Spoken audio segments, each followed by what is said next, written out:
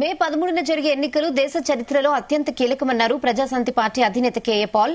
ప్రధానిగా మళ్లీ మోదీ అయితే రాజ్యాంగాన్ని మార్చి హిందూ దేశంగా ప్రకటించేందుకు కుట్ర జరుగుతోందని ఆరోపించారు. ఏపీ రాజకీయాలపైన పాల్ సంచలన కామెంట్స్ చేశారు. సీఎం జగన్ పై దాడి జరిగిందో లేక జరిపించుకున్నారో ఎవరికి తెలుసని వ్యాఖ్యానించారు.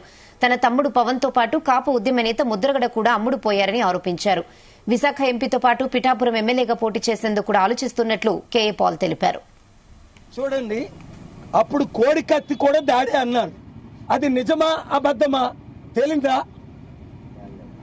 ఎలక్షన్ ముందు దాడి, అది నిజమో అంటలేదు. నిజంగా దాడి జరిగితే తీవ్రంగా ఖండిస్తున్నా.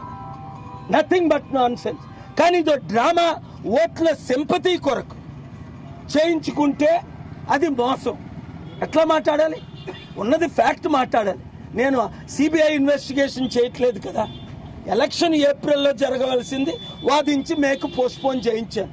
స్టీల్ ప్లాంట్ 8 లక్షల కోట్లది 8,000 కోట్లకు అమ్ముతుంటే ఇదిగో 8,000 కోట్లని కోర్టుకెళ్ళి వైట్ మనీ ఇలాగ తీసుకోండి అని స్టీల్ ప్లాంట్ అమ్మకుండా ఆపారు. వాళ్ళందరూ స్టీల్ ప్లాంట్ అమ్మారా లేదా? టీడీపీ టైంలో చంద్రబాబు నాయుడు 1000 ఎకరాలు అమ్మలేదా? వైసీపీ టైంలో రాజశేఖర రెడ్డి అమ్మలేదా?